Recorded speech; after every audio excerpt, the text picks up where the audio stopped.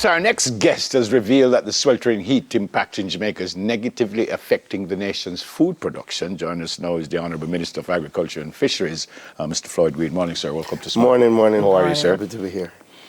How are you, sir? Not bad. When I spoke about that this morning, I asked Dale, I said, is this the drought or the heat? Because we don't always have heat, sir. No, so it's both, actually. We have been in a prolonged period of drought since about November last year.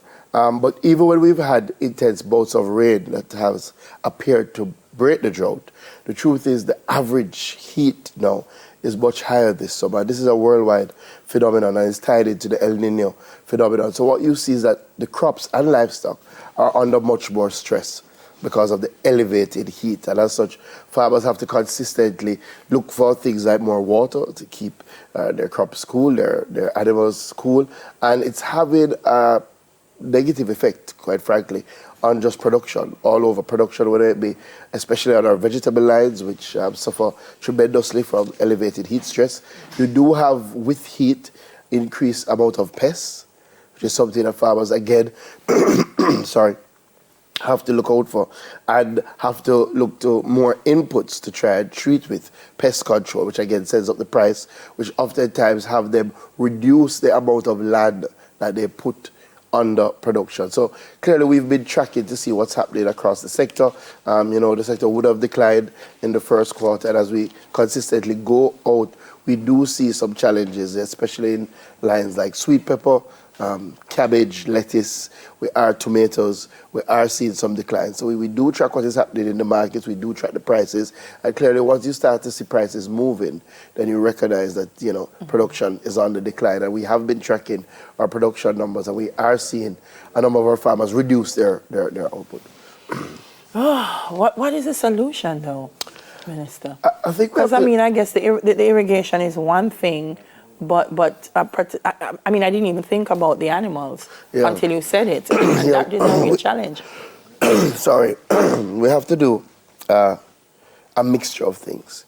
So in March this year, we started to roll out our drought mitigation program, and that has helped. We have been distributing water tanks.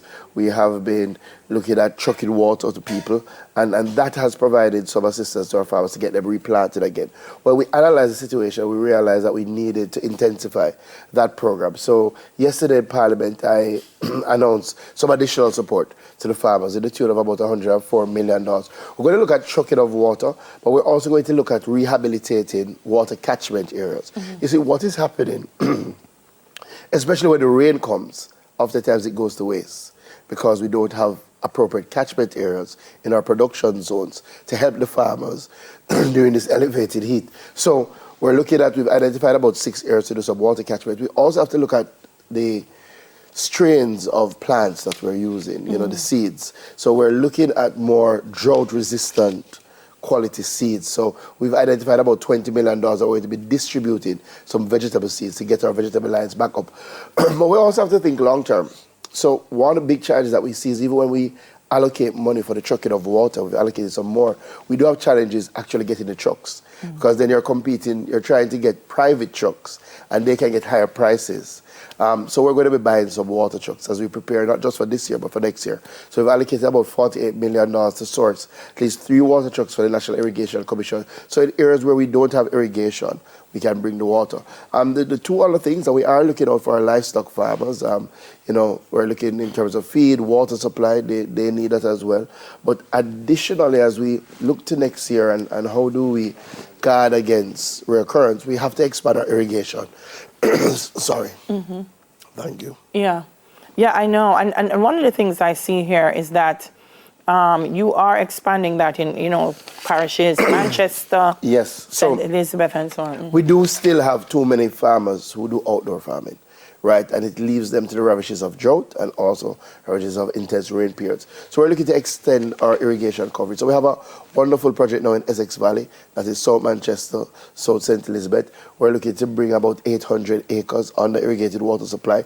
That is happening. There are now lane pipes. We have another program in South Clarendon, Parnassus, Amity Hall in St. Catherine, another 400 hectares under irrigated water supply. And the big one that we want to get done is in Pedro Plains, right, which we've earmarked identified looking to roll out a $200 million US project that would take water from the Black River and deal with the plains of PJ. Also, my farmers in Bernard Lodge, we are looking at a pressurized system for those farmers. Again, great farmers need water.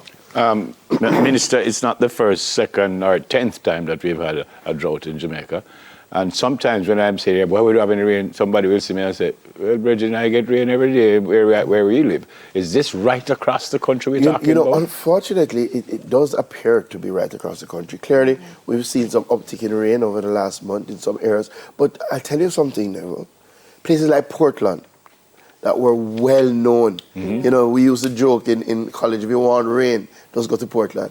They're having probably the most intense drought in years. So the climate change is real. The weather patterns have changed. And when we get the rain now, it's not the regular drizzle or little afternoon rain.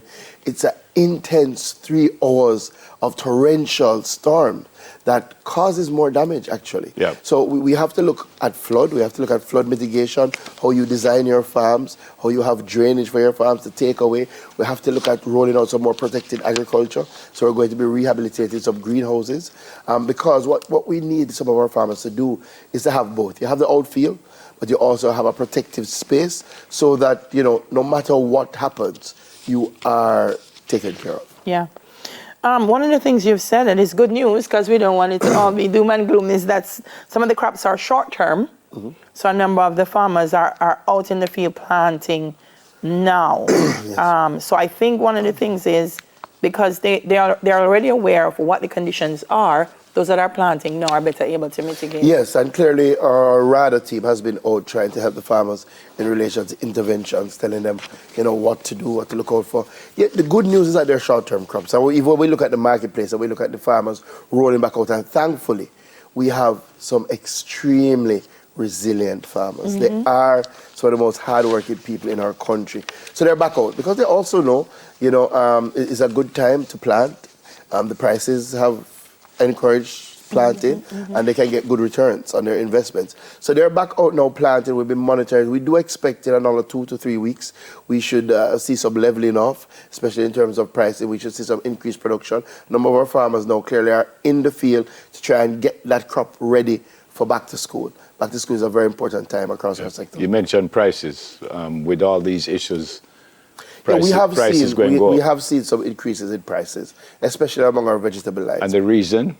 And the reason is a downturn in supply. So it's a simple demand and supply. So again, the demand hasn't petered, but we have seen a downturn in output, largely because either farmers holding back or the productivity not being that much because of the drought. So we're selling less, and because we're selling less, we have to put... Absolutely. But I just want to assure our consumers that in another 2 weeks, we should see better conditions in terms of prices leveling off. We also did roll out some support for our fishers, right? And it's always important that our fishers appreciate that they are critical part of the ministry, you know, and as such, yesterday I rolled out a $29 million package to help our fishers.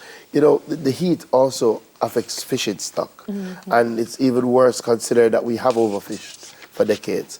So not only are we working on developing 2 new sanctuaries to ensure that we rebuild our fishing stock, we're going to be helping in relation to motor fuel, fishing gear, and some navigational devices so our fishers can go further out. Sorry, go ahead. No, there's a word that people use, they say paradigm. So we have a paradigm shift. Climate change don't seem to be going anywhere too fast. No. So does that mean that we have to re-look at how we normally do things? Absolutely. We have to appreciate. We're going to have longer droughts. We're going to have higher temperatures. We're going to have shorter bouts of more intense rainfall. So without a doubt, we have to re-look at how we plan our fields, our protected agriculture. We at the ministry have to continue to be more proactive, right? So hence getting the water trucks, so next year we're better prepared. So we have to take all of that into account because climate change is here to stay.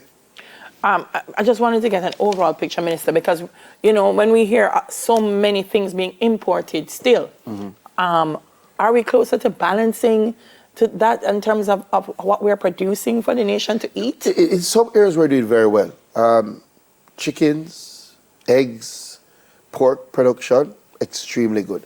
In other areas, we've fluctuated. All we have to do is get more consistent. Our vegetable lines, we've done extraordinarily well. Things like melon, cantaloupe, honeydew, we've been able to satisfy the demand. Seasoning, most of the demand. But we still have to continue. We have to do more on our starches line, right? We still have to change some of the mindset that instead of having rice, you can have banana, yam, you can have sweet potato, Irish potato, and we have to ramp up production in terms of that. You see, what is also happening is that demand is increasing. As we get more hotel rooms, and the Minister of Tourism is on a massive drive, so we have to keep pace with the rising demand for fruits, vegetables, food in general. We need to do better on our fishing lines, right? We do import a lot of fish, and that's because, again, some of the challenges I spoke about. So what we're targeting now is more offshore fishing, pelagic fishing. That means retooling our fishers. We have a lot of artists in our fishers. How can we give them the training so they go further afield? So in some areas we're doing very well. In other areas we have to do better. Our ruminant program, our small ruminant program, we import now about 85% of what we deem to be goat meat. It's largely mutton, right? But about 85% of the goat meat that we consume is imported. Wow. So we're looking to ramp up our goat meat production because we love our current goat. Well, if you don't see me pass smile, I go goat farming. Good to see you, sir. Good money. Good to see you, sir. Thanks for coming. Minister of Agriculture and Fisheries, the Honourable Floyd Green. All right, coming up next, Somerset Falls, not my word, but this word says disappears. Oh,